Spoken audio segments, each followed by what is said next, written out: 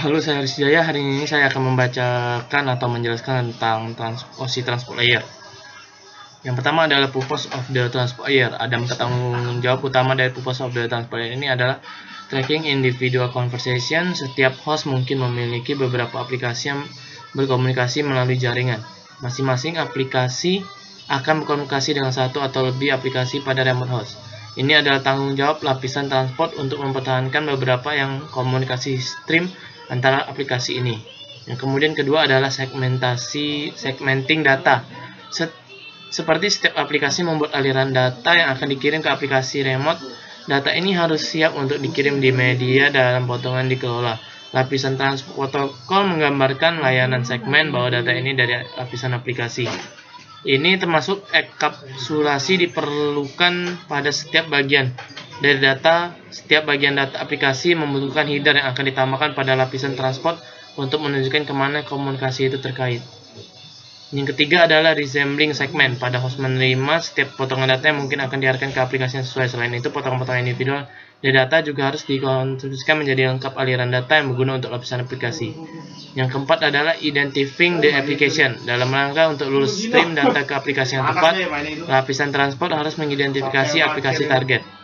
Yang kedua adalah controlling the conversation. Fungsi utama yang ditetapkan oleh semua protokol lapisan transport meliputi segmentasi dan resembly. Kebanyakan jaringan memiliki keterbatasan pada jumlah data yang dapat dimasukkan dalam sebuah PDU tunggal.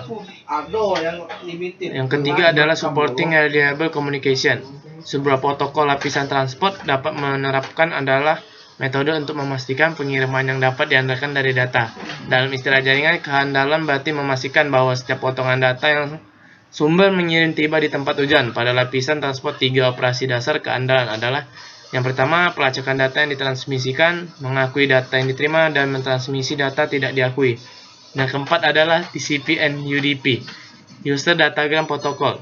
UDP adalah sederhana, protokol connection list dijelaskan dalam RFC 768. Ini memiliki keuntungan dari memberikan untuk rendah data pengiriman overhead.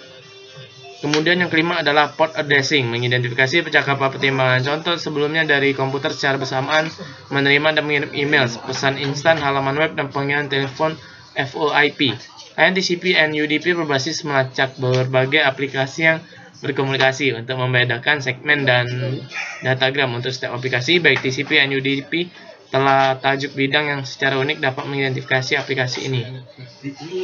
Kemudian yang keenam adalah segmentasi and resembly atau divide and conquer. Beberapa aplikasi mengirimkan sejumlah besar data dalam beberapa kasus. Banyak gigabyte itu akan tidak praktis untuk mengirim semua data ini dalam satu potong besar. Tidak ada lalu lintas jaringan lainnya dapat ditularkan, sedangkan data ini sedang dikirim. Sepotong besar data bisa mengambil menit atau bahkan jam untuk mengirim.